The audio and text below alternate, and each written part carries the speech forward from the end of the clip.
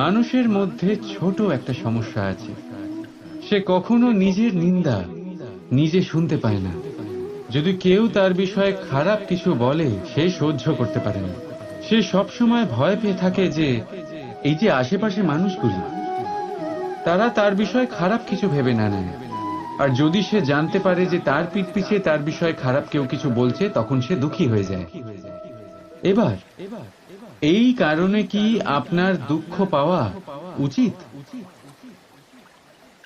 কখনোই নয়। কারণ সর্বপ্রথম আপনার যেটা মনে রাখা উচিত, যদি কেউ আপনার পিছনে খারাপ কথা বলছে, সে প্রথমেই আপনার থেকে 2 কদম পিছিয়ে আছে, তাই না? ঈর্ষাবশত আপনার বিষয়ে খারাপ কথা বলতে পারে, কিন্তু যদি এরকম না হয়, যদি তার কথাগুলো সত্য হয়, তবে সর্বপ্রথম নিজের ভুলগুলিকে বুঝুন, সেই সত্যকে বুঝুন, ঝেড়ে ফেলে দিন নিজের দোষগুলিকে। আর তখন দেখবেন আপনি তাদের থেকে আরো 2 পা এগিয়ে গেলেন। কারণ এই জীবনের রথ সামনের দিকে তাকিয়ে এগোয়, পেছনের দিকে তাকিয়ে নয়। তাই পেছন ফিরে দেখা ছেড়ে দিন। যেটা বর্তমান সেটাই দেখুন, সেটা নিয়েই বাঁচুন। যেটা ভবিষ্যৎ, যেটা আপনার লক্ষ্য, সেটার দিকে এগোন। আর আমার সাথে ভালোবেসে বলুন, রাধা রাধা। এই বৃক্ষ দেখছেন আপনি, কত সবুজে ভরা, কত সুন্দর। এটার শীতল ছায়াতে সুখ পাওয়া যায়। এটার ডালে বসে পাখির আওয়াজ শুনলে সমস্ত ক্লান্তি দূর হয়ে যায়। কিন্তু এই বৃক্ষ কি শুরু থেকে এরকমই ছিল? এটা কি সবসময় এরকমই ছিল? না। প্রত্যেক বছর হেমন্তকালের নির্মম আঘাত একে সহ্য করতে হয়। এর পাতাগুলোকে শুকিয়ে মাটিতে ফেলে দেয়, কিন্তু তবু এই বৃক্ষ অটল দাঁড়িয়ে থাকে। আর তারপর যখন বসন্তকাল উপস্থিত হয়, একে নতুন জীবন দান করে যায়। এটার মধ্যে পুনরায় ছোট ছোট ফুলের কুঁড়ি দেখা যায়। এই বৃক্ষ হেমন্তের মুখোমুখি হয়েছিল, তাই আজ সবুজে ভরা। এটা পুরনো পাতার জন্য শোক পালন না করে পরিবর্তন স্বীকার করেছিল, তাই আজ আমাদের সাথে এই সুখ ভাগ করতে পেরেছে। তাই মনে রাখবেন একটা অত্যন্ত জরুরি কথা, পরিবর্তন আর কষ্ট, এটাই সংসারের সবথেকে মহান সত্য। যারা এটা স্বীকার করে নিয়েছেন, ধরে নিন তারা ধন্য হয়ে গেছেন। রাধা রাধা। আসুন আপনাদের স্বাগত জানাই। আমাদের আশেপাশে এরকম অনেক মানুষ থাকেন যারা খুব ভালোভাবে কথা বলতে পারেন, যারা নিজের মিষ্টি কথায় সবাইকে আকর্ষিত করেন, আর সেই জন্যই তিনি আকর্ষণের কেন্দ্র হয়ে যান। আর আমাদের আশেপাশে এমনও কিছু মানুষ থাকেন যাদের কথা আমাদের আঘাত করে, যাদের নজর আমরা চিরকাল এড়িয়ে চলতে পছন্দ করি, তাই না? শব্দ, এই শব্দ অত্যন্ত শক্তিশালী হয়। যদি এই শব্দ নবজীবন দান করতে পারে, তবে এই শব্দ প্রাণও হরণ করে নিতে পারে। যেমন একটা শব্দ মন্ত্র হয়ে জীবনে আশা আনে, তেমনি অন্য কোনো কুশব্দ আমাদের দুঃখ দেয়, আমাদের মনে ক্রোধ জাগ্রত করে। কেন? কারণ আমাদের কথা অমূল্য, আমাদের শব্দ ব্রহ্মা। তাই অত্যন্ত ভেবেচিন্তে মনের দাড়িপাল্লায় মেপে নিজের শব্দ প্রয়োগ করবেন, কারণ এই শব্দ দিয়েই শুরু আর এই শব্দ দিয়েই শেষ। রাধা রাধা। মানুষের মধ্যে একটা বিশেষত্ব আছে, আর তা হলো সে সর্বদাই ভাবে যে সে সবার মধ্যে শ্রেষ্ঠ, সর্বদা সর্বশ্রেষ্ঠ কাজ করতে চায়, সে সর্বশ্রেষ্ঠ পরিণাম পেতে চায়, সে সর্বদাই চায় যে সব জায়গায় সে যশ পাক। কিন্তু যখন প্রশ্ন ওঠে প্রেমে, তখন প্রেম মানুষের থেকে অনেক উচ্চ স্থানে বিরাজ করে। প্রেমে যে মানুষকে আপনি ভালোবাসেন, সেই মানুষের প্রসন্নতা আপনি সর্বশ্রেষ্ঠর থেকেও শ্রেষ্ঠ মনে করেন।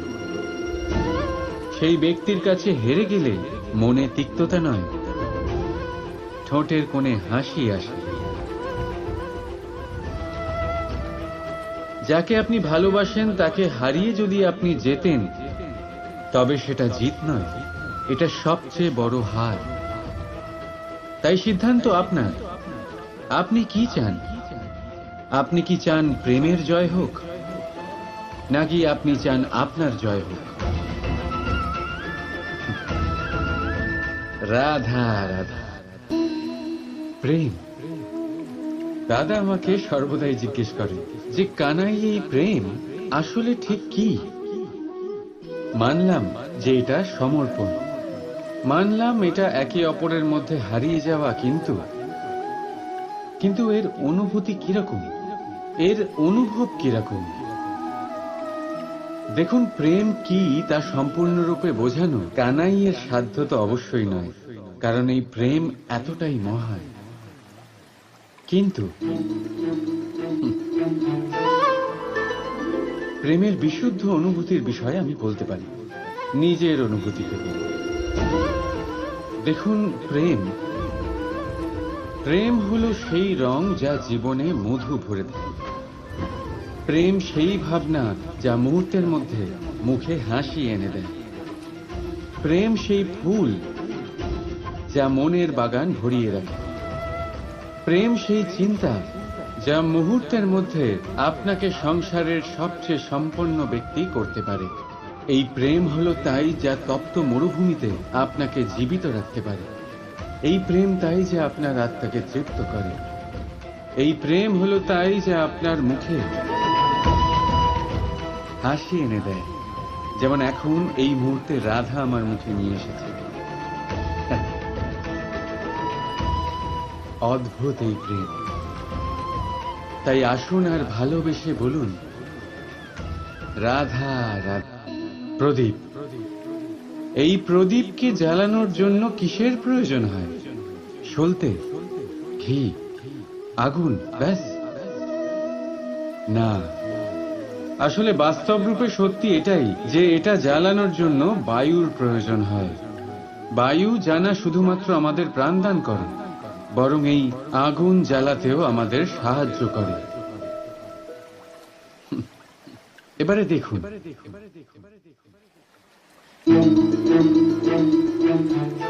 দেখলেন যে বায়ু এই আগুন জ্বালাতে সাহায্য করলো, সেই বায়ুই এটা নিভিয়ে দিল। শুধু সেই বায়ুর গতি একটু বেশি ছিল, তাই না? তার মানে প্রতিটা ভাবের, প্রতিটা বেগের একটা সীমা থাকে, যা উল্লঙ্ঘন করা উচিত নয়। সেই সীমা সর্বদা মনে রাখা উচিত। এবারে কখনো কখনো যাদের আমরা ভালোবাসি, তাদের সাহায্য করতে করতে করতে করতে আমরা তাদের দুর্বল করে দিই। এটা কখনোই হওয়া উচিত নয়। যাদের আপনি ভালোবাসেন তাদের ততটাই সাহায্য করুন যাতে আপনি তাদের প্রেরিত করতে পারেন, নয়তো তা তাদের সাহায্য করা হবে না। এটাই তাদের জন্য অস্ত্র হয়ে যাবে। রাধা রাধা। প্রেম। এই প্রেম মানুষকে দিয়ে কি না করাতে পারে। বড় বড় কাজ করাতে পারে, বড় বড় বাধা পার করাতে পারে। চাইলে মরুভূমিতে কুয়ো খোঁড়াতে পারে, পর্বত পার করাতে পারে, প্রতিটা অসম্ভব কার্য সম্ভব করাতে পারে। কিন্তু যদি আমি এটা বলি যে প্রেম আপনাকে দিয়ে ছলনাও করাতে পারে, তাহলে কি আপনি তা ঠিক মনে করবেন? আপনার কি মনে হবে যে এরকম হতে পারে? অবশ্যই হতে পারে। যেমন আমি ছল করছি এই মুহূর্তে আমার রাধার জন্য, আমার প্রেমের জন্য। আমি রাধার সাথে অনন্ত প্রেম করি, নিঃস্বার্থভাবে প্রেম করি, কিন্তু তাও আমাকে একটা ঠকবাজ, স্বার্থপর লোভী ব্যক্তি হতে হচ্ছে। এই ছলনা আমাকে করতে হচ্ছে আমার প্রেমের জন্য। এবারে আপনারা আমাকে বলবেন যে কেন কৃষ্ণ এসব করার কি দরকার? রাধার সাথে তুমি বিবাহ করে তুমি কি শান্তির নিঃশ্বাস নিতে পারো না? নিশ্চয়ই নিতে পারি। রাধার সাথে বিবাহ করে আমি ভীষণ সুখী হব, কিন্তু আমি এই কথাও জানি যে আমার রাধা সুখী হতে পারবে না। কারণ যদি এই বিবাহ হয়, তার মাতা পিতা তার পরিবারকে বর্ষণা ত্যাগ করতে হবে। রাধার মনের মধ্যে একটা গভীর ক্ষতের সৃষ্টি হবে। দুঃখ তাকে কুরে কুরে খাবে। ও এটা মনে করবে, এটা জানবে যে ওর জন্য ওর মাতা পিতাকে এত কষ্ট ভোগ করতে হচ্ছে। এবার রাধার কষ্টকে ভিত বানিয়ে কৃষ্ণ নিজের সুখের মহল কি করে তৈরি করতে পারে? কারণ যাদের আপনি ভালোবাসেন শুধু তাদের ভাবনা নয়, আপনার প্রেমিক যাদের ভালোবাসে তাদের ভাবনার খেয়াল রাখাটাও আপনারই কর্তব্য। আর কখনো কখনো নিজের প্রেমকে উঁচুতে উঠতে দেখতে গেলে আপনাকে নিজেকে নিচে নামতে হবে। এমন কোনো কাজও আছে যা আপনাকে আপনার প্রেমের জন্য করতেই হবে। রাধা রাধা। লোকে বলে সংগঠনের মধ্যে অনেক শক্তি থাকে, আর এটা সত্যি কথা। এবারে দেখুন না, একটা আঙুল আর একটা মুঠোর মধ্যে কতটা তফাৎ সেটা আমরা সবাই জানি। কিন্তু একটা আঙুল আপনাকে উচিত পথ দেখাতে পারবে, কিন্তু মুঠো পথ অবরোধ করতে পারে। তাই এইটা জানা অত্যন্ত প্রয়োজনীয় যে সংগঠন আর ভিড়ের মধ্যে অন্তর কি, এটা আগে চিনতে হবে।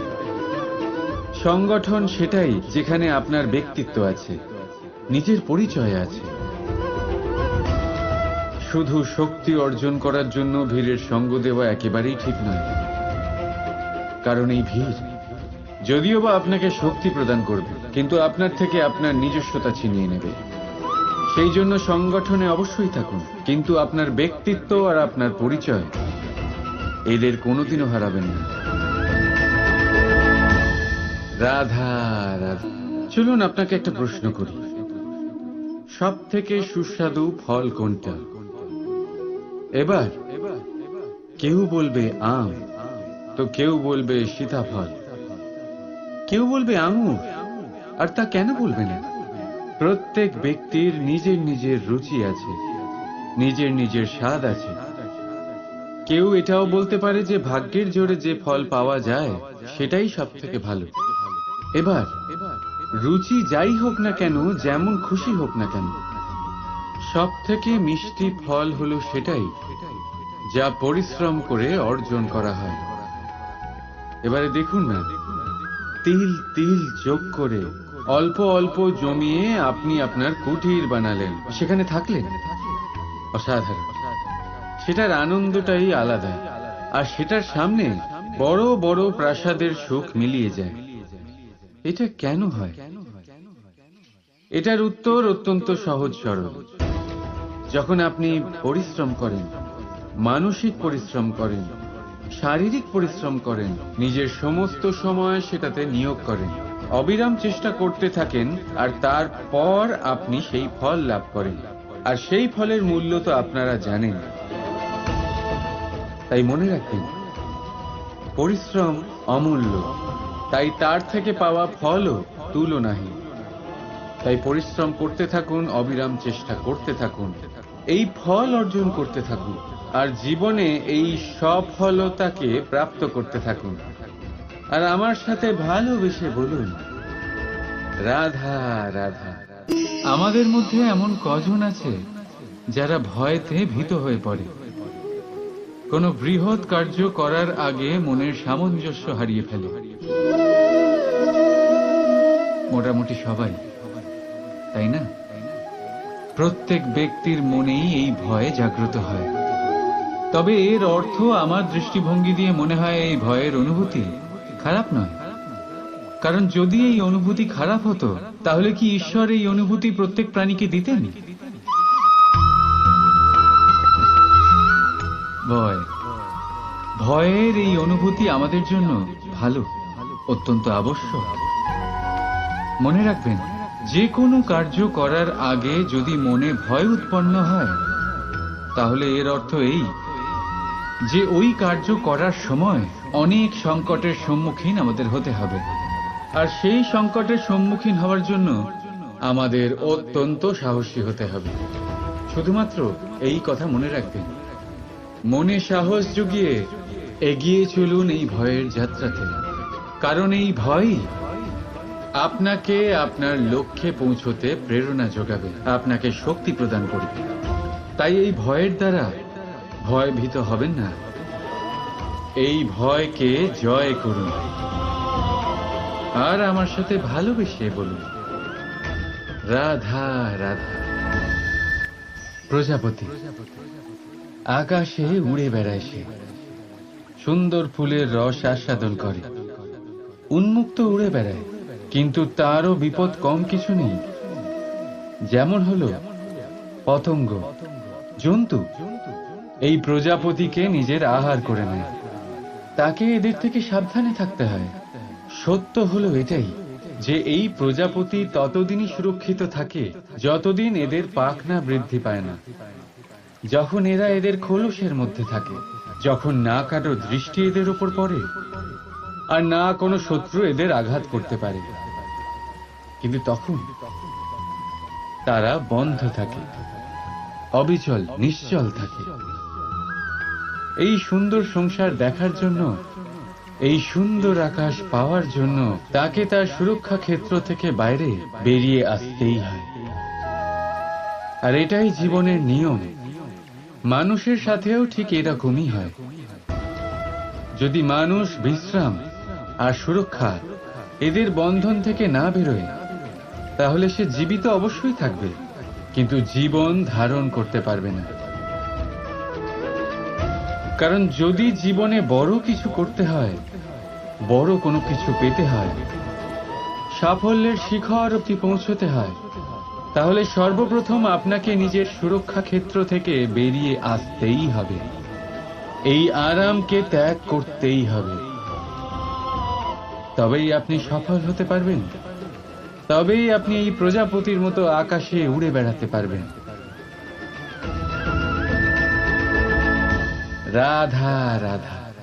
জীবনে যখনই আমরা কোনো সমস্যার সমাধান খুঁজে পাই না, তখন আমরা কি করি? আমরা ঈশ্বরের কাছে শরণাপন্ন হই, সাহায্যের জন্য প্রার্থনা করি, পথ জানতে চাই, তাই না? কিন্তু আপনি কি কখনো ভেবে দেখেছেন একটা পাথরকেও ঈশ্বরের মূর্তি হওয়ার জন্য কতটা পরিশ্রম করতে হয়েছে? কতবার হাতুড়ির ঘা সহ্য করতে হয়েছে, ছেনির ঘা সহ্য করতে হয়েছে, তারপর আমাদের সামনে সে ভগবান রূপে আবির্ভূত হয়েছে। তাই জীবনে এত ছোট ছোট কথা ঈশ্বরের কাছে চেয়ে নিজের সময় নষ্ট করবেন না, বরং অন্তর থেকে প্রচেষ্টা করুন, সংঘর্ষ করুন, সব পাবেন।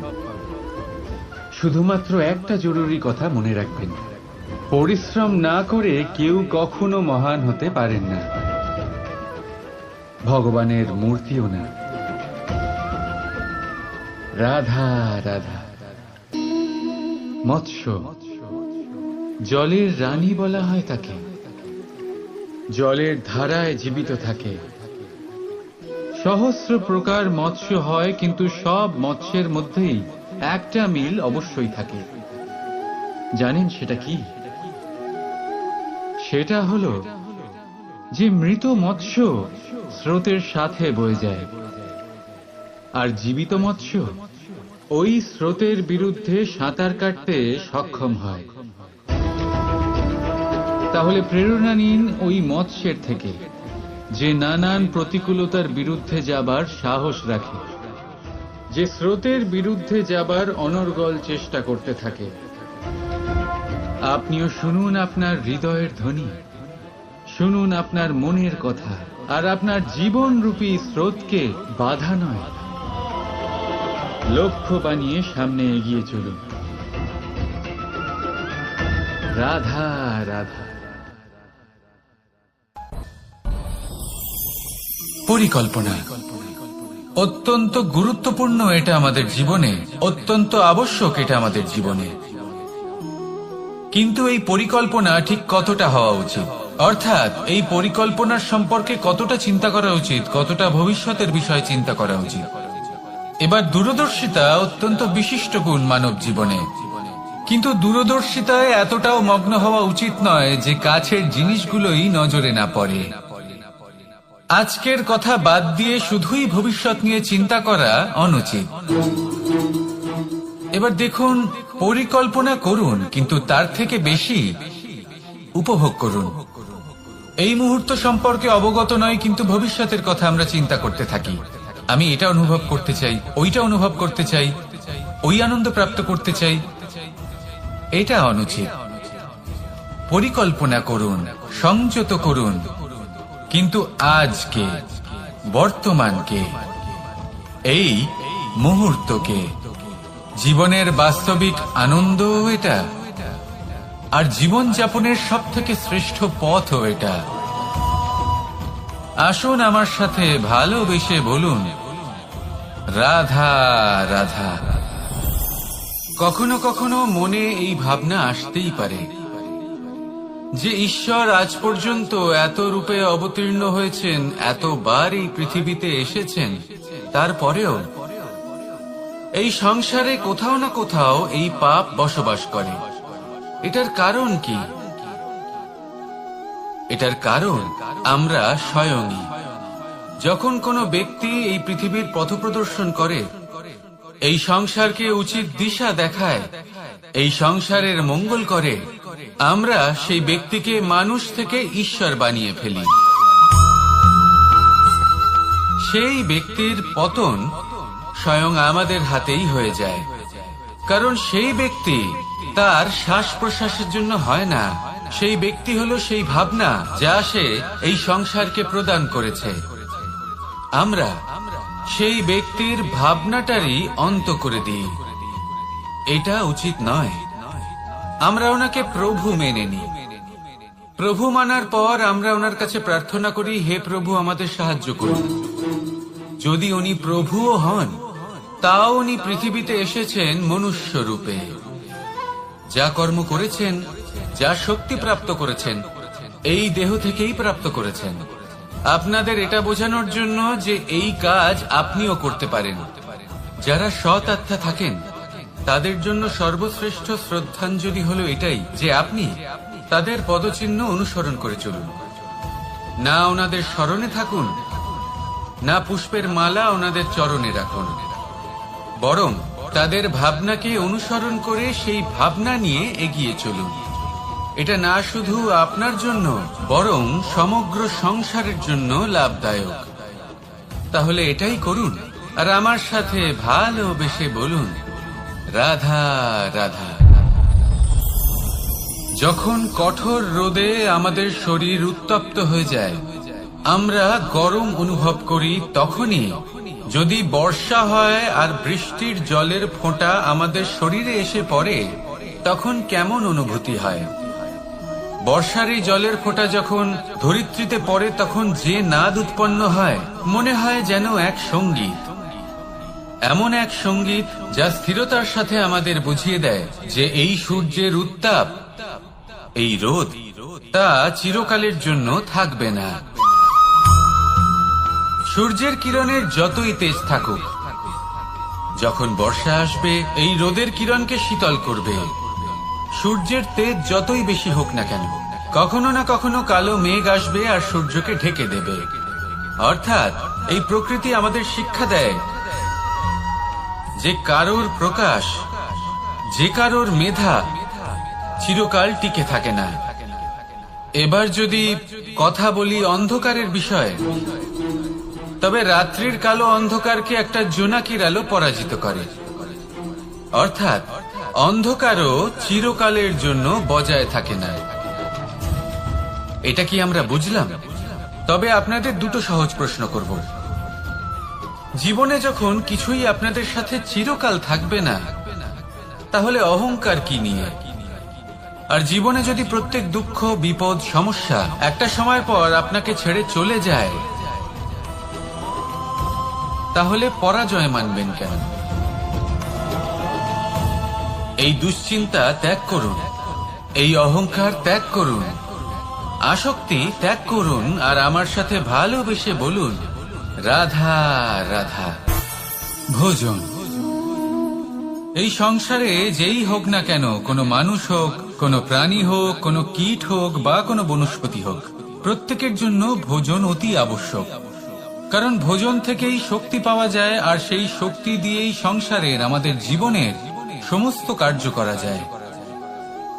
এবার এমন এক ধরনের শক্তি হয় যা শীতের ঋতুতে সূর্য থেকে আমরা পেয়ে থাকি, আর আরেক ধরনের উত্তাপ হয় যা দিয়ে ভোজন রান্না করা হয়, সুস্বাদু নানান ধরনের ভোজন। এবার অত্যন্ত গুরুত্বপূর্ণ হলো যে ব্যক্তি সেই ভোজন বানাচ্ছেন তার মানসিক পরিস্থিতি, এবং সেই ব্যক্তি যিনি ভোজন গ্রহণ করছেন তার মানসিক অবস্থা।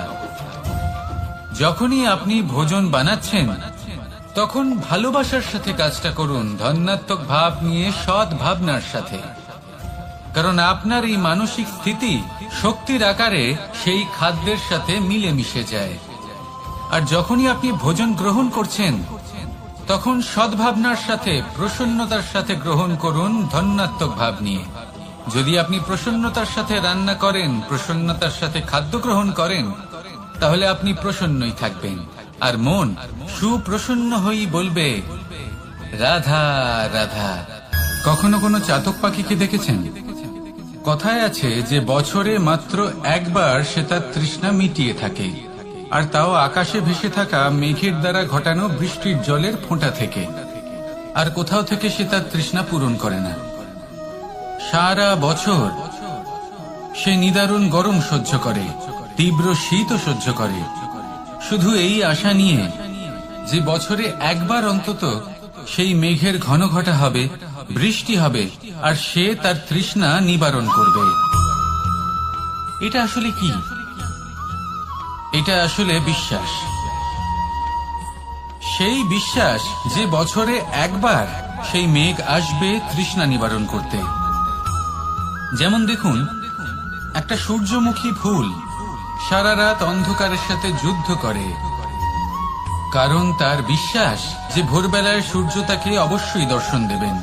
সেটাও বিশ্বাস ছিল যার উপর ভরসা করে মনু একটা নৌকা নিয়ে বেরিয়ে পড়েছিলেন এবং সমস্ত সৃষ্টিকে প্রলয়ের হাত থেকে বাঁচিয়েছিলেন। সেটাও ছিল ভালোবাসার প্রতি বিশ্বাস, যার উপর ভরসা করে বানর এবং ভাল্লুক সেনা নিয়ে শ্রীরাম আক্রমণ করেছিলেন সমস্ত বরদানপ্রাপ্ত অসুরগণ এবং রাক্ষসগণের লঙ্কায়, এবং জয় লাভ করেছিলেন। এই বিশ্বাসই হলো এই বিশ্বের আশা। বিশ্বাস রাখুন যে আপনি হলেন সর্বশ্রেষ্ঠ এবং শুধুই নিজের কর্ম করতে থাকুন। এই বিশ্বাসের আশাই আপনাকে প্রতি মুহূর্তে বল প্রদান করবে। এ হলো আমার বিশ্বাস। আসুন আর আমার সাথে ভালোবেসে বলুন, রাধা রাধা। সৌন্দর্য।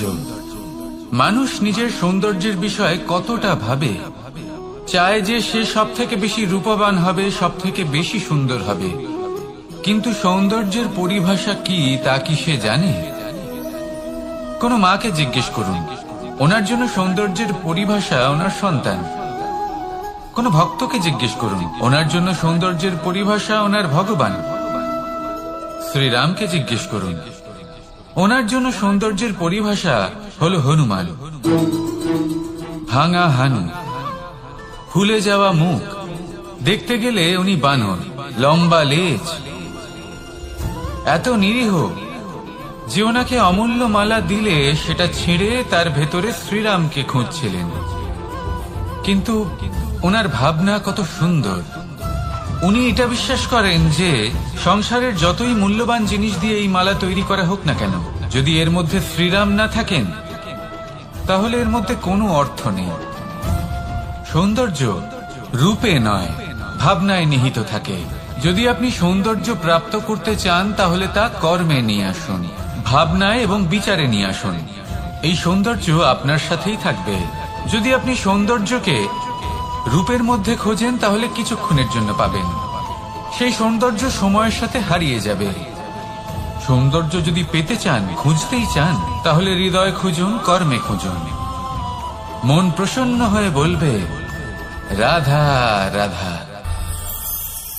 ব্যায়াম, এই শব্দ আমরা সকলে শুনেছি, আর এটা সারা জীবন আমাদের সাথেই থাকে কোনো না কোনো রূপে। যখন আমরা জন্মগ্রহণ করি, চলতে শিখি, প্রথমে আমরা হামাগুড়ি দিয়ে চলি, পরে চলতে চেষ্টা করি কিন্তু পড়ে যাই। তখন আমাদের বাড়ির গুরুজনেরা আমাদের আটকান না, ওনারা মনে করেন এইভাবেই আমাদের সন্তান চলতে শিখবে, এইভাবেই তার পা আরো মজবুত হবে, যা অত্যন্ত গুরুত্বপূর্ণ। এইবার জীবনকালে যতই আমরা এগোতে থাকি, এই ব্যায়াম বিভিন্ন রূপে আমাদের সাথেই থাকে। কিন্তু আপনি কি জানেন যে এই ব্যায়ামের তাৎপর্য আসলে কি? আপনি কি জানেন এই ব্যায়ামের মর্ম আসলে কি? যখনই আমরা এই ব্যায়াম করি, আমাদের শরীরের মাংসপেশি ক্ষয় হয়। প্রথমে তা ক্ষয় হয়, তারপর আবার তা নির্মিত হয়। আরো শ্রেষ্ঠ, আরো শক্তিশালী মাংসপেশি আমরা লাভ করি। অর্থাৎ এই ব্যায়াম হলো সৃজনের বিজ্ঞান। এই ব্যায়াম আমাদের জন্য অত্যন্ত আবশ্যক। সেই জন্য জীবনে যখনই কোনো কিছু নষ্ট হয়ে যায়, চলে যায়, তখন হতাশ হয়ে পড়বেন না, তাকে পুনর্নির্মাণ করার চেষ্টা করবেন। আর এই শিক্ষা আমরা লাভ করি পাখিদের থেকে। যখনই বর্ষা হয়, ঝড় আসে, যখন পাখির বাসা ভেঙে চুরমার হয়ে যায়, তারা হার মেনে নেয় না। সে আবার অল্প অল্প করে সব খুঁজে একত্রিত করে আবার নিজের বাসা বানিয়ে তোলে, পুনরায় এক জীবনকে জন্ম দেয়, এক নতুন পরিবারকে জন্ম দেয়। তাই মনে রাখবেন, জীবনে এইভাবেই যদি আপনি নির্মাণ করতে চান, সৃজন করতে চান, তাহলে সেই নির্মাণের জন্য ভাঙনের অভিজ্ঞতা থাকা অত্যন্ত আবশ্যক। ভগ্ন বস্তুকেও সম্মান করা অত্যন্ত আবশ্যক। এই আচরণ মনে নিয়ে আসুন, মন প্রসন্ন হয়ে বলবে রাধা রাধা। আমাদের এই জীবন, তাতে এই যে সময় চক্র, তা তিনটি ভাগে বিভক্ত। এক হলো অতীতকাল, ফেলে আসা অতীত, তারপরে আসে বর্তমান, এখনকার এই মুহূর্ত, আর তারপর আসে আগামীকাল অর্থাৎ ভবিষ্যৎ। এবার এখানে সব থেকে গুরুত্বপূর্ণ হলো অতীতকাল, ভবিষ্যৎকাল, ফেলে আসা অতীত এবং আগামী সময়। কেন? কারণ এই দুইয়ের উপর নির্ভর করছে যে আপনি বর্তমানে কি করতে চলেছেন। শুধু প্রয়োজন হলো সঠিক দৃষ্টিভঙ্গি। অতীতকালকে যদি আপনি একটি দৃষ্টিভঙ্গি থেকে দেখেন, তাহলে অতীতকালে আপনি দুঃখও দেখতে পাবেন, যন্ত্রণাও দেখতে পাবেন। অন্য কোনো দৃষ্টিভঙ্গি থেকে দেখলে আপনি অতীতকাল থেকে শিক্ষাও লাভ করবেন। এবার এই শিক্ষা অনুসারেই বর্তমানে কর্ম করা উচিত। এবং যদি ভবিষ্যতের কথা বলি, তাহলে বলবো ভবিষ্যতের কথা ভেবে আপনি আজ অবশ্যই চিন্তিত হতে পারেন। অন্য একটি দৃষ্টিভঙ্গি থেকে দেখলে ভবিষ্যতেই আপনি একটি লক্ষ্য, একটি উদ্দেশ্য দেখতে পাবেন, যে আপনি কি করতে চান, কি লাভ করতে চান। এবার সেই অনুসারে বর্তমানে কর্ম করা উচিত, ভবিষ্যৎ এবং অতীতকাল অনুসারে। এভাবেই যদি জীবনে কর্ম করতে থাকেন, আপনার এই বর্তমানের দিনগুলো আপনি একটু নতুন ভাবে বাঁচতে পারবেন। এভাবেই যদি জীবনে এগোতে থাকেন, তাহলে আপনার জীবনে আনন্দের উদ্ভব হতে কেউ বাধা দিতে পারবে না। আসুন আমার সাথে ভালোবেসে বলুন রাধা রাধা। পরিকল্পনা অত্যন্ত গুরুত্বপূর্ণ, এটা আমাদের জীবনে অত্যন্ত আবশ্যক, এটা আমাদের জীবনে। কিন্তু এই পরিকল্পনা ঠিক কতটা হওয়া উচিত, অর্থাৎ এই পরিকল্পনার সম্পর্কে কতটা চিন্তা করা উচিত, কতটা ভবিষ্যতের বিষয়ে চিন্তা করা উচিত। এবার দূরদর্শিতা অত্যন্ত বিশিষ্ট গুণ মানব জীবনে, কিন্তু দূরদর্শিতায় এতটাও মগ্ন হওয়া উচিত নয় যে কাছের জিনিসগুলোই নজরে না পড়ে। আজকের কথা বাদ দিয়ে শুধুই ভবিষ্যৎ নিয়ে চিন্তা করা অনুচিত। এবার দেখুন, পরিকল্পনা করুন, কিন্তু তার থেকে বেশি উপভোগ করুন। এই মুহূর্ত সম্পর্কে অবগত নয়, কিন্তু ভবিষ্যতের কথা আমরা চিন্তা করতে থাকি। আমি এটা অনুভব করতে চাই, ওইটা অনুভব করতে চাই, ওই আনন্দ প্রাপ্ত করতে চাই।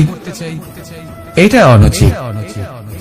পরিকল্পনা করুন, সংযত করুন, কিন্তু আজকে, বর্তমানকে, এই মুহূর্তকে, জীবনের বাস্তবিক আনন্দ এটা, আর জীবনযাপনের সব থেকে শ্রেষ্ঠ পথও এটা। আসুন আমার সাথে ভালোবেসে বলুন, রাধা রাধা। মানুষ কখনো কখনো সময়কে নিয়ন্ত্রণ করতে চেষ্টা করে, কখনো কখনো সময়ের গুরুত্ব বুঝতে পারে না। এটা ভাবে যে এই কিছু মুহূর্ত কেটে যাক, একে অতিবাহিত করি, তাহলে কি বা হবে, কয়েকটা মুহূর্ত মাত্র। কিন্তু তা নয়, আজকের একটা মুহূর্ত ভবিষ্যতের অনেক বড় পরিবর্তনের ভিত হতে পারে। আজকের একটা মুহূর্ত আপনার ভবিষ্যৎকে উজ্জ্বল করে তুলতে পারে। সেই জন্য ছোট ছোট মুহূর্তগুলিকে অদেখা করবেন না। সময়কে কাজে লাগান, পূর্ণরূপে কাজে লাগান। এবার যদি আপনি কাউকে সাহায্য করতে চান আর সেই কারণেই যদি থেমে থাকেন, তাহলে ঠিক আছে, কারণ আপনি কাউকে সাহায্য করে তার জীবনকে আরো ভালো করে তুলতে চাইছেন, আরো শ্রেষ্ঠ করতে চাইছেন। এই পুণ্য, এই কর্ম ফিরে আপনার কাছেই আসবে আর আপনার জীবনকে শুভ করে তুলবে। কিন্তু যদি আপনি আলস্যের কারণে থেমে থাকেন এবং কিছুই না করেন, সময় নষ্ট করেন, তাহলে কিন্তু একটাই ঘটনা ঘটবে, আপনার ভবিষ্যৎ বিপদগ্রস্ত হয়ে পড়বে, আর কিছুই নয়। সেই জন্য এটা বোঝা প্রয়োজন যে কখন থামতে হবে এবং কেন থামতে হবে। যদি আপনার থামার কারণ এবং সময় অনুচিত হয়ে থাকে, তাহলে আপনার ভবিষ্যৎ কখনোই উচিত হতে পারে না। সেই জন্য সময়কে সম্মান করুন আর পূর্ণ ব্যবহার করতে শিখুন। আর আমার সাথে ভালোবেসে বলুন, রাধা রাধা। বিপদ আপদ আপনাকে সন্ত্রস্ত করে রাখতে পারে, কিন্তু এই বিপদ প্রত্যেকের জীবনে কোনো না কোনো কারণে থাকে। এটা আপনাকে দেখায় যে আপনার মধ্যে কি খামতি রয়েছে, কেন রয়েছে। এই বিপদ হলো সেই মাধ্যম যার দ্বারা আপনি নিজের দুর্বলতাকে নিজের শক্তিতে পরিবর্তন করতে পারেন। একটা ফুলের দিকে তাকান। একটা ফুল, তার বুকে যখন একটা সূচ বিঁধে এপার ওপার হয়ে যায়, শুধু তখনই আমাদের প্রভুর জন্য ফুলের মালা তৈরি করা যায়। সেই জন্য কখনোই বিপদকে ভয় পাবেন না, তার থেকে দূরে পালাবেন না, একে স্বাগত জানান। বোঝার চেষ্টা করুন এই বিপদ কেন আছে। যদি বিপদকে বুঝতে পারেন তবেই জীবনকে বুঝতে পারবেন। যদি জীবনকে বুঝতে পারেন তবেই এই বিপদকে সম্পদে পরিণত করতে পারবেন। আসুন আর আমার সাথে ভালোবেসে বলুন, রাধা রাধা। জীবনে সবথেকে বেশি গুরুত্বপূর্ণ বস্তু কি? বাড়ি, বাহন, সোনা, ধন। যদি আমি সত্যি বলি, তাহলে জীবনের সবথেকে বেশি গুরুত্বপূর্ণ বস্তু কোনো বস্তুই নয়। যদি কিছু গুরুত্বপূর্ণ থাকে, তাহলে তা হলো অনুভূতি, করুণা, মিত্রতা, মাতৃত্ব, বাৎসল্য, আর সবথেকে বেশি গুরুত্বপূর্ণ ভালোবাসা। নিজেদের এই জীবনে যদি আপনি শুধুমাত্র বস্তুর খেলাতে মেতে থাকেন, তাহলে জীবনে আনন্দ কখনোই থাকবে না। নিজের এই জীবনকে অনুভূতির পীঠস্থান বানিয়ে তুলুন। এই মন প্রসন্ন হয়ে বলবে, রাধা রাধা। সাগরের ঢেউ সমুদ্র তটে ধাক্কা খেয়ে, পাথরের সাথে ধাক্কা খেয়ে তার আকার বদলে দিতে পারে। বিভিন্ন আকারের পাথরে এদের ঘষে ঘষে গোলাকার বানিয়ে দিতে পারে, কিন্তু এই সাগরের ঢেউ এদের নিজেদের আকার কখনো বদলায় না। কিন্তু এমন কেন? কারণ এরা বিচ্ছিন্ন হয়েও আবার একত্রিত হতে জানে। অর্থাৎ যখন এরা বিচ্ছিন্ন হয় তখন মতভেদ অবশ্যই, কিন্তু আবার একত্রিত হওয়া হলো এদের একতার প্রতীক। দেখুন, ঝগড়াঝাঁটি, তর্ক বিতর্ক, মতভেদ এগুলো জীবনের অভিন্ন অঙ্গ, কিন্তু এদের কখনো মনে প্রবেশ করতে দেবেন না। যদি মনে প্রবেশ করেও ফেলে, তাদের মনে ঘর করতে দেবেন না, এদের বের করে ফেলুন। এই ঝগড়াঝাঁটি, তর্ক বিতর্ক, মতভেদ এদের সারা জীবন সাথে নিয়ে চলবেন না। যদি একসাথে নিয়ে চলতে চান, তাহলে সকলকে একসাথে নিয়ে চলুন, ঢেউয়ের মতো। একতায় বিশ্বাস রাখুন। একসাথে মিলে যদি এগোতে থাকেন, তাহলে অনেক দূর পৌঁছবেন, নয়তো শুধু দূরের কথা ভেবেই যাবেন। কি চান সেই সিদ্ধান্ত আপনারই। আসুন আর আমার সাথে ভালোবেসে বলুন, রাধা রাধা। এই সাগর হলো বিশাল। কথায় আছে যে জীবনের উৎপত্তি সাগর থেকেই হয়েছে। কথাটা ঠিকও। এই সাগরই আমাদের ভিন্ন ভিন্ন ধরনের বনস্পতি প্রদান করেন, মণি এবং মুক্ত প্রদান করেন। আমরা কতটা তুচ্ছ সেই বিষয়ে আমাদের উপলব্ধি ঘটান, আমাদের প্রেরণা প্রদান করেন, যাতে আমরাও সাগরের মতো বিশাল হয়ে উঠতে পারি। এই সাগরের অনেকগুলো গুণ আছে যা আমরা শিখতে পারি। আজ আমি কথা বলবো একটা বিশেষ গুণের বিষয়। বেশিরভাগ মানুষ মালিন্য, নোংরা পদার্থ, নোংরা বস্তু, অপদ্রব্য এই সাগরে ভাসিয়ে দেন। কিন্তু সাগর এই পদার্থ নিজের মধ্যে একত্রিত করে রাখেন না, এই সব নিজের ভেতর থেকে বাইরে বের করে দেন। এ হলো অত্যন্ত শ্রেষ্ঠ একটা গুণ। কিন্তু এই কাজকেও সার্থক করার জন্য সাগরেরও একটা তটের প্রয়োজন পড়ে, যেখানে সাগর এই সব বস্তু বাইরে বের করে ফেলতে পারে। আর মানুষও ভিন্ন কিছু নন। দেখুন, মানুষেরও তো একটা তটের প্রয়োজন পড়ে। এই তট, তিনি হয়তো আমাদের গুরু হতে পারেন, আমাদের মা বাবা হতে পারেন, ভাই বা মিত্র হতে পারেন, বা হয়তো সেই সমস্যাগুলি যার থেকে আমরা দূরে পালিয়ে যাচ্ছি। কারণ যখন আপনি এই সমস্যাগুলির সম্মুখীন হবেন, শেষ পর্যন্ত আপনি শিক্ষাই পাবেন। সব থেকে বেশি গুরুত্বপূর্ণ এই মনকে পবিত্র রাখা।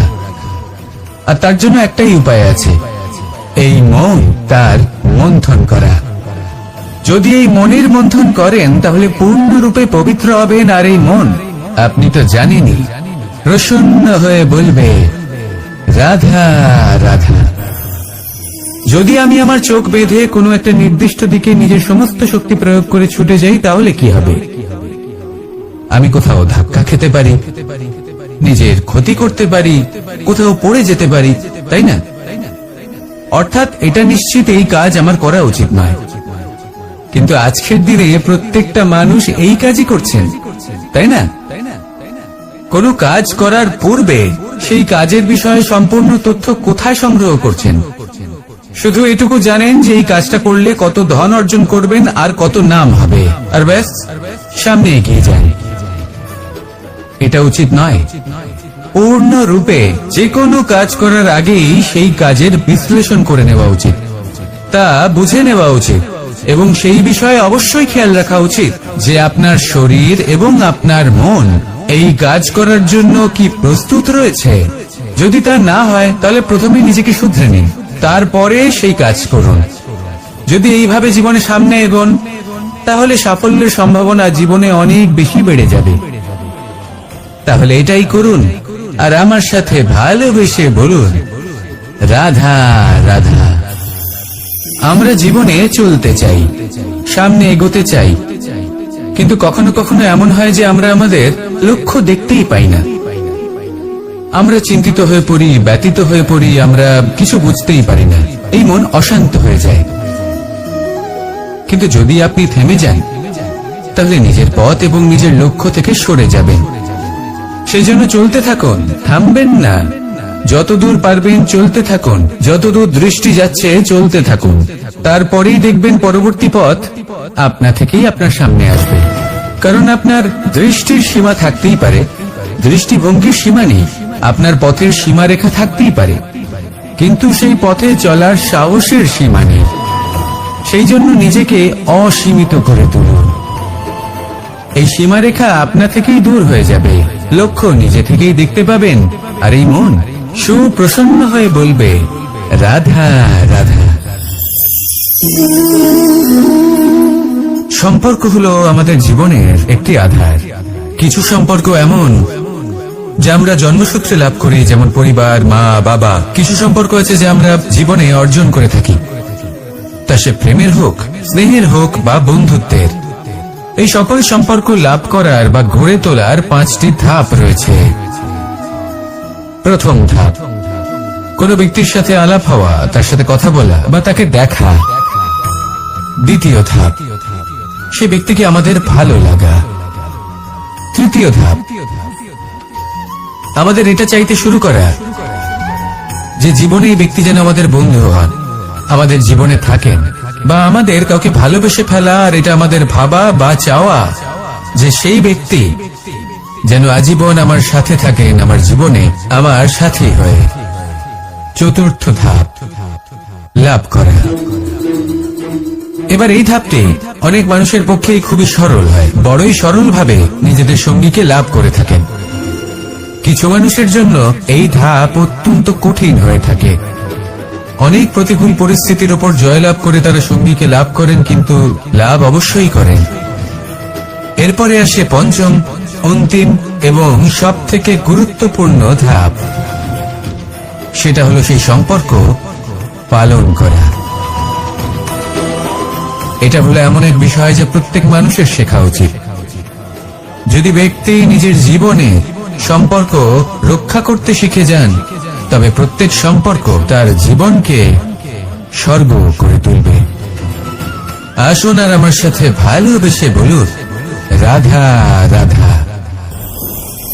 রাধা কখনো কখনো আমার জন্য বড়ই সুগন্ধি আতর নিয়ে আসে, পারিজাত ফুলের মালা নিয়ে আসে আমার প্রসাধন করবে বলে, এবং আমার সব থেকে বেশি প্রিয় মাখন নিজে হাতে বানিয়ে আনে আমাকে নিজে হাতে খাইয়ে দেবে বলে, সবকিছু আমাকে প্রসন্ন করবে বলে।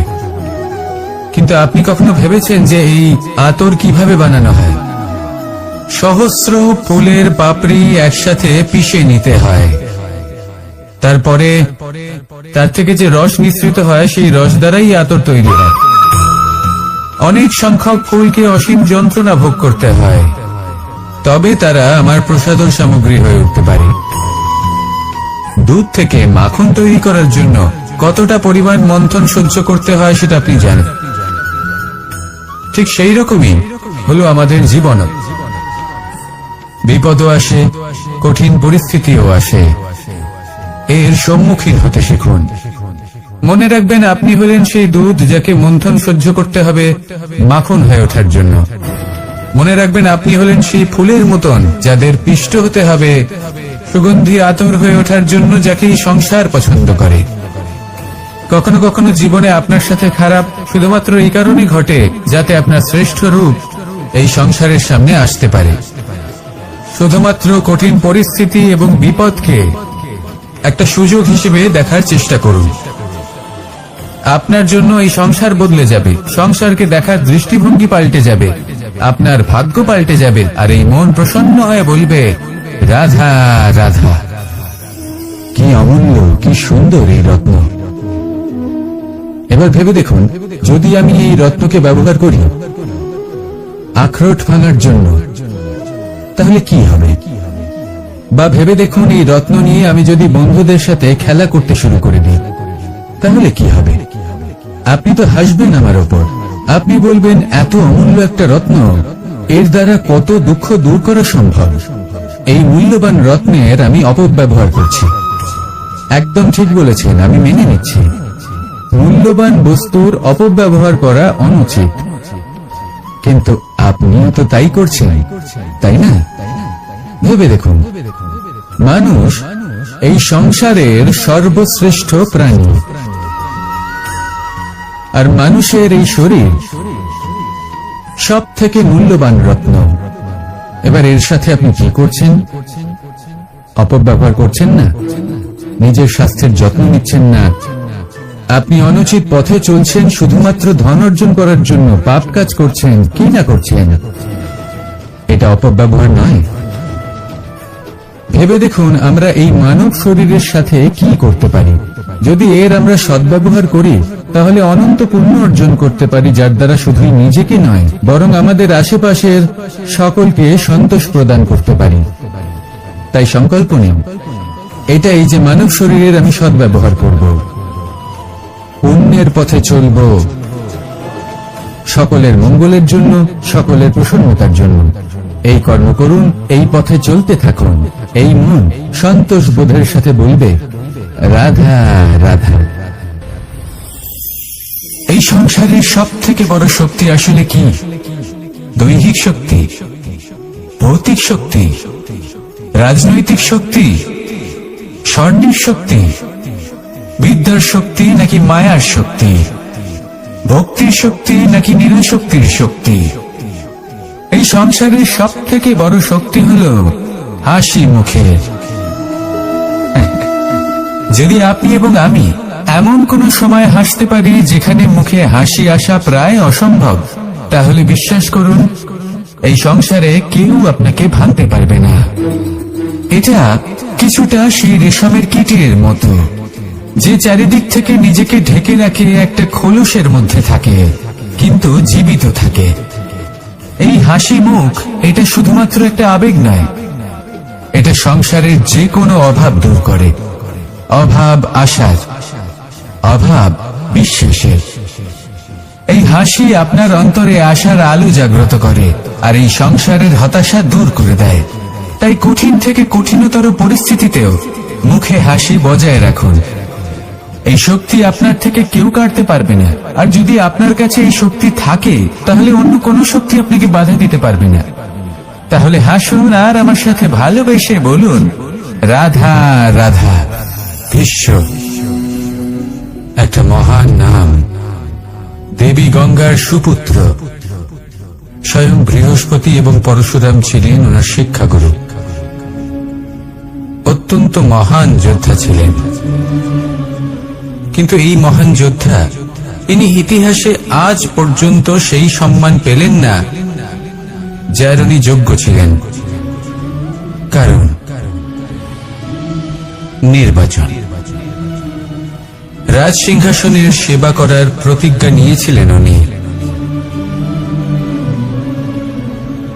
এবার রাজ সিংহাসনে যেই বসুক না কেন তার সেবা করা, তার প্রত্যেক আদেশ পালন করা, এটাই ছিল ওনার প্রতিজ্ঞা। তা সেই ব্যক্তি উচিত হোক বা অনুচিত, সে উচিত পথে চলুক বা অনুচিত পথে চলুক, সুপাত্র হোক বা কুপাত্র, উনি তার সেবা করতে থাকলেন, তার প্রত্যেক আদেশ পালন করতে থাকলেন, নিজের প্রতিজ্ঞা পালন করতে থাকলেন। ধৃতরাষ্ট্র নেত্রহীন অবশ্যই ছিলেন, কিন্তু এতটাও নেত্রহীন ছিলেন না যে উনি প্রজাদের চোখের জল, ধর্ম অধর্ম দেখতে পাবেন না। উনি সব বুঝতে পারতেন। আর এদিকে ভীষ্ম নিজে প্রতিজ্ঞাবদ্ধ হয়েছিলেন। দুর্যোধন অনুচিত পথে চালিত হচ্ছিল, তাও উনি তাকে সঙ্গ দিতে থাকলেন। আর পরিণামস্বরূপ আজ পর্যন্ত ইতিহাসে উনি সেই স্থান পেলেন না, সেই সম্মান পেলেন না যার যোগ্য উনি ছিলেন। যদি আপনি কোনো প্রতিজ্ঞা করে থাকেন, তা সে যতই কোনো উচিত কারণের জন্য হোক না কেন, যদি আস্তে আস্তে সময়ের সাথে সেই প্রতিজ্ঞা আপনাকে অনুচিত পথে চালিত করে অধর্মের পথে নিয়ে যায়, পাপের পথে নিয়ে যায়, তাহলে সেই প্রতিজ্ঞা ভঙ্গ করা অত্যন্ত আবশ্যক। সময় অনুসারে নিজেকে বদলানো আবশ্যক, নয়তো এই প্রতিজ্ঞা আপনাকে দিয়ে পাপ কর্ম করাবে, কুকর্ম করাবে, আর আপনার বিনাশের কারণ হবে। আসুন আমার সাথে ভালোবেসে বলুন, রাধা রাধা। আমার দাদা আমাকে অনেকবার বলেছেন, কানাই তুমি তো স্বয়ং নারায়ণ, তুমি এক তড়িতে সবকিছু এমনি ঠিক করে দাও না কেন? এবার দাদাকে কি করে বোঝাবো? আচ্ছা, আপনি নিজেই ভেবে দেখুন, সিংহকে জঙ্গলের রাজা বলা হয়, কিন্তু সিংহ শুধুমাত্র তার ইচ্ছে প্রকাশ করলেই কোন হরিণ কি নিজেই হেঁটে তার কাছে আসবে? নিজেই কি রাজি হয়ে যাবে তার আহার হওয়ার জন্য? না, কখনোই না। যে কোনো কাজকে সফল করে তোলার জন্য আপনাকে চেষ্টা করতে হবে, পরিশ্রম করতে হবে, যাতে সেই কাজ ভালোভাবে সম্পন্ন হয়। শুধু ইচ্ছে দিয়েই কোনো কার্যসিদ্ধি হবে না। ইচ্ছে থেকে স্বপ্ন তৈরি হয়, তবে সেইগুলো সফল করতে গেলেও আপনাকে পরিশ্রম তো করতেই হবে। মনে করুন আপনার ইচ্ছে হলো খেতে, আর কোনো দয়ালু ব্যক্তি এসে আপনার সামনে খাবার রেখে দিল, তাও তা খেতে গেলে পরিশ্রম আপনাকেই করতে হবে। যদি ভালোবাসার ইচ্ছে থাকে, তাহলেও নিঃস্বার্থ নিষ্পাপ মনে ভালোবাসবে। দেখুন, আপনি স্বপ্নে অবশ্যই উঠতে পারেন, কিন্তু এই পৃথিবীতেই আপনাকে বেঁচে থাকতে হবে। আর যদি এই ধরিত্রীতে আপনি এগিয়ে যেতে চান, তাহলে এই ভূমিকে পা দিয়ে আপনাকে পেছনে ঠেলতেই হবে। রাধা রাধা। কিছু শেখা অত্যন্ত গুরুত্বপূর্ণ। এবার কি কি শিখতে হবে সেই সব শেখানোর জন্য অনেক শিক্ষক রয়েছেন, কিন্তু কি শিখবেন না আর কি করবেন না এটা আমাদের নিজের অভিজ্ঞতা দিয়ে শিখতে হয়। কিন্তু তার মানে এটা নয় যে যদি আপনাকে শিখতে হয় যে আগুনের তাপ কতটা, আপনাকে আগুনের মধ্যে হাত দিতে হবে না। অন্য কারোর অভিজ্ঞতা দ্বারাও শিখতে পারি। প্রশ্ন শুধুমাত্র একটাই যে আপনি কি শিখতে চান নাকি চান না। যদি আপনি এটাই ভাবেন যে আমি শুধুই নিজের অভিজ্ঞতা দ্বারাই শিখতে চাই, তাহলে জীবনকাল ছোট মনে হবে, অনেক কিছুই শিখতে পারবেন না। তাই নিজের সাথে সাথে বড়দের অভিজ্ঞতা দ্বারাও শেখা শুরু করে দিন। এই সংসারের অভিজ্ঞতা দ্বারা শিখতে শুরু করে দিন। আর এটা নিশ্চিত রূপে শেখা আবশ্যক যে কখন কি করবেন না, কোথায় থামতে হবে আর কোথায় থামবেন না। তাহলে আসুন আর আমার সাথে ভালোবেসে বলুন, রাধা রাধা।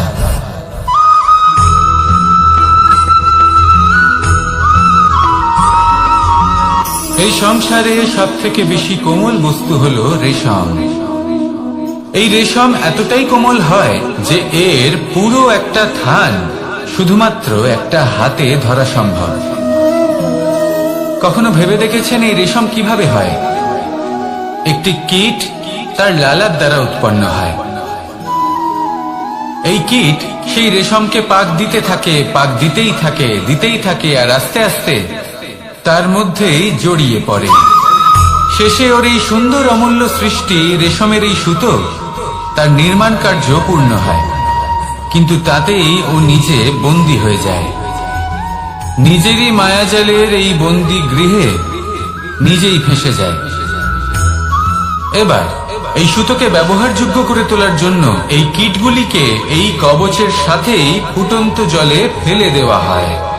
এই সংসারে যদি আমাদের স্বপ্ন এই সংসারের দুঃখ হরণ করার জন্য, এই সংসারে সুখ বিতরণ করার জন্য হয়, তবেই আমাদের প্রগতি সম্ভব। যদি আমাদের এই স্বপ্ন শুধুই আমাদের এবং আমাদের স্বার্থ সিদ্ধির জন্য হয়, তাহলে এই স্বপ্ন আমাদের অন্ধ করে দেবে, আমাদের অন্ধকারের পথে নিয়ে যাবে, আর আমরাও সেই কীটের মতো হয়ে যাব। নিজেদেরই মায়াজালে আমরা নিজেই ফেঁসে যাব, আর শেষে আমরা যদি কিছু লাভ করি তা হবে একাকিত্ব, অন্ধকারময় মৃত্যু।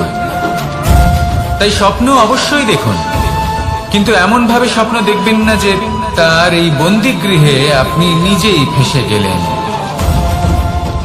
স্বপ্ন দেখুন পরোপকার।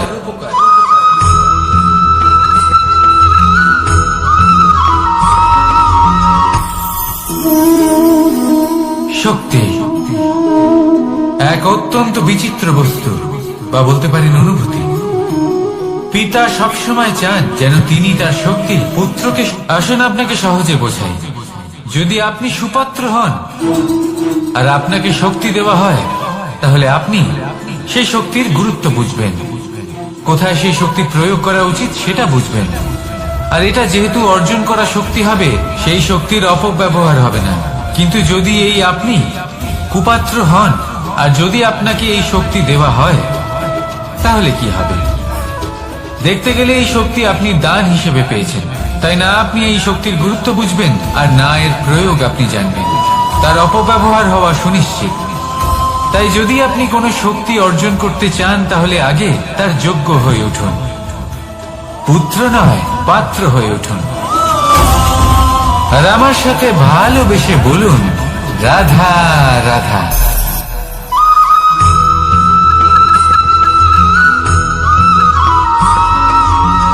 এই সংসারে প্রত্যেক মানুষ এটাই চান যে তিনি যেন ধনবান হন, আর্থিক অবস্থা তার ভালো থাকে, ওনার বাড়িতে লক্ষ্মীর আগমন হয়। কিন্তু সেটা হবে কি করে, সেটাই হলো প্রশ্ন।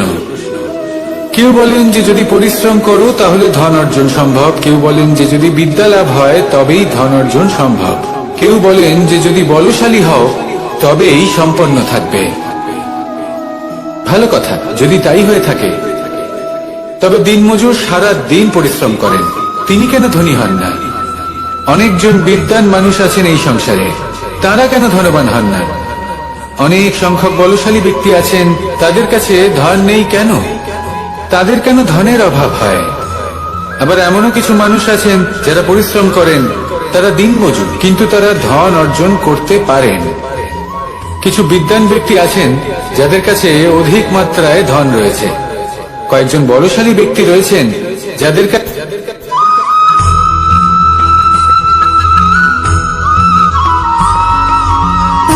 সুখ, দুঃখ এবং শক্তি, এই তিন হলো এই সংসারের ত্রিদেবের মতো। আমাদের জীবনে যা কিছু ঘটছে এই তিনটির ভিত্তির উপরেই হচ্ছে। আসলে এই সংসারের একটা নিয়ম আছে, যখনই আপনি কিছু লাভ করেন এই সংসার আপনার পরীক্ষা নেয়। এটা জানার জন্য আপনার পরীক্ষা নেয় যে আপনি যা কিছুই লাভ করেছেন আপনি কি আদৌ সেটার যোগ্য কিনা। ঠিক সেইভাবেই এই সুখ, দুঃখ এবং শক্তি আপনার পরীক্ষা নিয়ে থাকে। যখন সুখ আসে তখন সে আপনার পরীক্ষা নেয় যে আপনার মধ্যে অহংবোধ জাগ্রত হয়নি তো। যদি অহংবোধ চলে আসে তাহলে সুখ সেখানেই সঙ্গ ত্যাগ করে। দুঃখ আপনার ধৈর্যের পরীক্ষা নিতে থাকে, আর যদি আপনার মধ্যে ধৈর্য না থাকে তাহলে এটা আপনাকে আরো বেশি দুঃখের গভীর অন্ধকারে ঠেলে দেবে। সেখানে শক্তি পরীক্ষা নেয় আপনার বিনম্রতা। যদি আপনি বিনম্র না হন তাহলে হয় এই শক্তি আপনার সঙ্গ ত্যাগ করবে, নয় এই শক্তি বিনম্রতার অভাবে আপনার পতনের কারণ হতে পারে। এই সংসারে যে কোনো ব্যক্তি যিনি এই পরীক্ষায় উত্তীর্ণ হয়ে থাকেন এই জীবনে তিনি সাফল্য লাভ করেন। আসুন আমার সাথে ভালোবেসে বলুন, রাধা রাধা।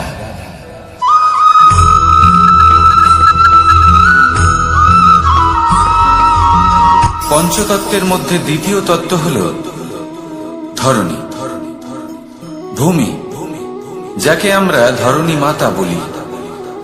এই ধরণী ধৈর্য ধারণ করে, আর এর ওপরেই আমাদের সমগ্র সংসার নির্ভরশীল।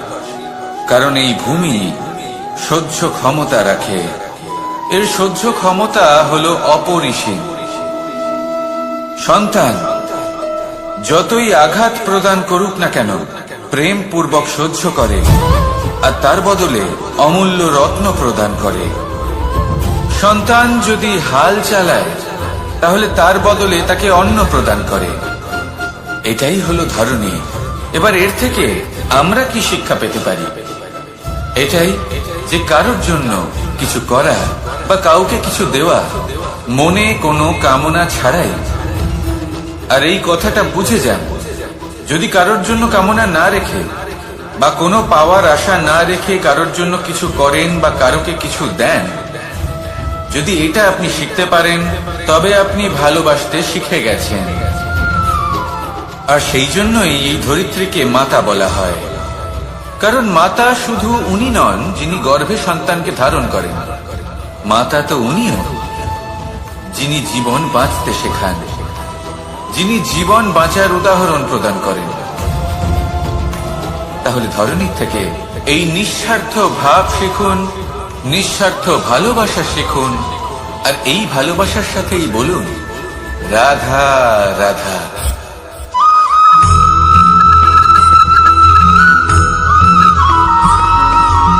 মানুষ জন্মগ্রহণ করে, তার সাথে ভয়েরও জন্ম হয়। ছোটবেলা থেকেই আমাদের মনে কোনো না কোনো প্রকারের ভয় থেকেই যায়। কেউ এই বিষয়ে ভয় পায় যে তার কোনো বস্তু তার থেকে দূরে চলে যাবে, কেউ এই বিষয়ে ভয় পায় যে আমি নিজেকে হারিয়ে ফেলব, কেউ এই ভেবে ভয় পায় যে আমার প্রিয়জনেরা তারা যেন আমার থেকে দূরে না চলে যায়, কেউ এই ভেবে ভয় পায় যে আমরা যেন পথ না হারিয়ে ফেলি, আদি ইত্যাদি। কিন্তু সত্যি কথা বলতে ভেবে দেখুন এই ভয় বাস্তবে কি? শুধুই একটা মনস্থিতি, আর কিছুই নয়। যা কিছু আপনি জীবনে পেয়েছেন তা একদিন আপনাকে হারাতে হবে। এই জীবন হলো আপনারই, কিন্তু তাও একদিন সমাপ্ত হবে। তাই ভয় পেয়ে কি লাভ? এই ভয় শুধু আপনাকে জীবন যাপন করা থেকে বাধা দিচ্ছে, আর কিচ্ছু নয়। পথ হারিয়ে ফেললেই বুঝতে পারবেন যে নতুন পথ কিভাবে বানাতে হয়। কিছু মানুষকে জীবন থেকে হারালে তবেই আপনি বুঝবেন যে আপনার আপনজনকে। এই ভয়ের কারণে ভীত হয়ে থাকবেন না। এই তারা নক্ষত্র অন্ধকারের অভাবে গুরুত্ব হারায়। শিবকেও মহাদেব হওয়ার জন্য বিষপান করতে হয়েছিল। প্রত্যেক পরিস্থিতি, প্রত্যেক সাফল্য আপনার পরীক্ষা নেবে। তাতে উত্তীর্ণ হওয়া হলো আপনার কর্ম। যখনই আপনি ভয় পাবেন বা সংকটের সম্মুখীন হবেন, তখন সাহসের সাথে তার সম্মুখীন হন। মনে রাখবেন, যে সম্মুখীন হতে জানে সাফল্য তার সাথে সবসময় থাকে। আসুন আর আমার সাথে ভালোবেসে বলুন, রাধা রাধা।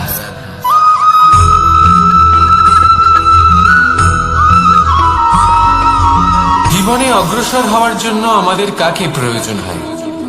মাতা পিতা, বন্ধু, প্রেম, সাহায্য, অর্থ, পরিশ্রম, আশা। ভিন্ন ভিন্ন মানুষ ভিন্ন ভিন্ন বিকল্প চয়ন করে। যদি আমি আপনাকে বলি, তাহলে জয় আর পরাজয়ের মন্ত্র দুটো শব্দের উপর নির্ভর করে, মেনে নেওয়া আর দৃঢ় হওয়া।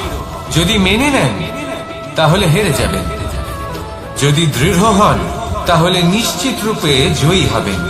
যদি কখনো আপনি ক্লান্ত হয়ে ওঠেন, আপনি দুঃখী হন, পুরোপুরি ভেঙে পড়েছেন, তখন মেনে নেবেন না যে আপনি ভেঙে পড়েছেন, নয়তো হেরে যাবেন। তখন উল্টে স্থির করবেন যে যাই হয়ে যাক না কেন, আমি জয়ী হবই। আর আপনি দেখবেন যে জয় নিশ্চিত রূপে আপনার কাছেই আসবে। তাহলে এই কথা মনে রাখবেন আর আমার সাথে ভালোবেসে বলবেন, রাধা রাধা।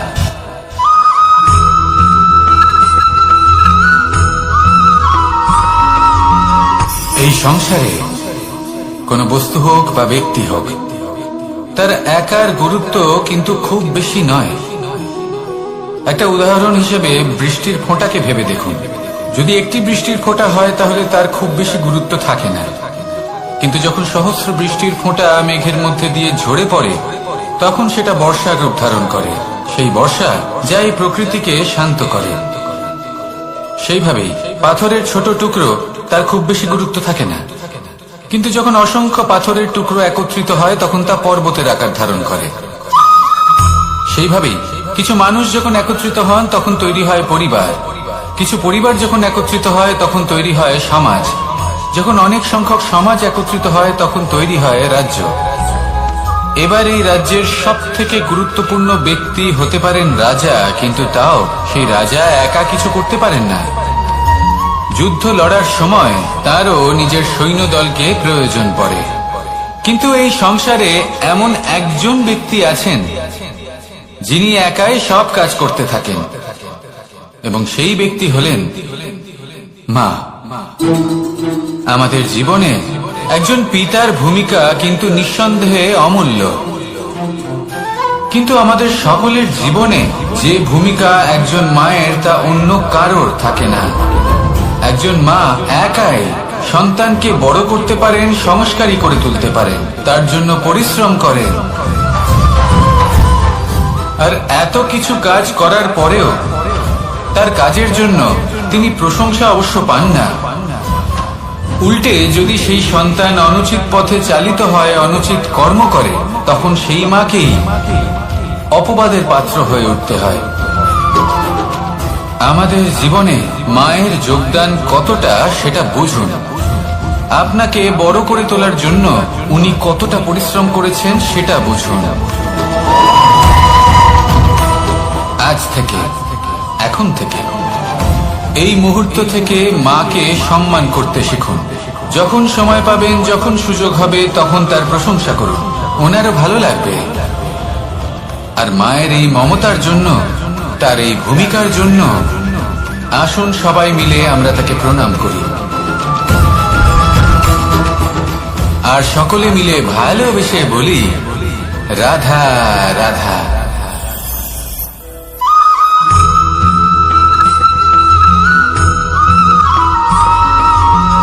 এই সংসারের সব থেকে গুরুত্বপূর্ণ তত্ত্ব কোনটা?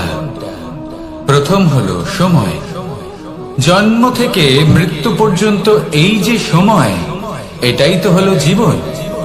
দ্বিতীয় হলো জীবন, যাতে আমরা সময়ের সদ্ব্যবহার করি, শ্রেষ্ঠ থেকে শ্রেষ্ঠতর কাজ করার চেষ্টা করি। বহু বছরের এই পরম্পরা, এই সংস্কৃতিকে এগিয়ে নিয়ে যাওয়ার চেষ্টা করি। এই সংসারে আমরা অংশগ্রহণ করতে চেষ্টা করি। তৃতীয় হলো ধন, সেই ধন যা প্রত্যেক ব্যক্তি অর্জন করতে চেষ্টা করেন। এবার এই তিনটি তত্ত্বের মধ্যে একটা সামঞ্জস্য আছে, সমান ব্যাপার আছে। সে ধনই হোক বা সময় হোক বা হোক জীবন। আর সেই সমান ব্যাপার হলো যে যদি আপনি এটা গণনা করতে থাকেন তাহলে তা কমতে থাকে, যদি আপনি এটা ব্যবহার করেন তাহলে তা বাড়তে থাকে। একে সংগঠিত করে রাখতে চেষ্টা করলে এ হাত থেকে ফসকে যায়, কিন্তু যদি আপনি একে সামনে রাখতে শিখে যান তাহলে এমন কাজ করবেন যাতে সংসারের সাথে সাথে পরবর্তী প্রজন্ম লাভবান হবে। যদি কিছু শিখতে চান তাহলে সামলাতে শিখুন, গণনা করা বা সংগঠিত করা নয়। আসুন আর আমার সাথে ভালোবেসে বলুন রাধা রাধা।